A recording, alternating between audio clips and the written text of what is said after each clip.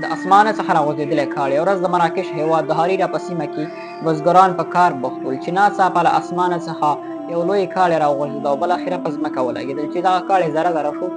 چې دغې کاڼي تقریبا په ځمکه کې 1.5 متر کنده وهلې وه چې بیا د سیمې چارواکو له حکومت سره اړیکه ونیوله او حکومت ساینسدانان دغې سیمې ته ولېږل چې بیا یې ساینسدانانو د دغې کاڼي ذرې راټولې کړې ساینسدانانو دا تایید کړه چې دا د اسمانه څخه یو راغورځېدلی کاڼی و چې د واورې په شکل کې چې الله تعالی د دغې کاڼي په اړه 1400 کاله مخکې د سورة النور په 40 آیت کې فرمایلي دي دغه آیات راسره واورئ وينزل من السماء من جبال فيها من برد فيصيب به من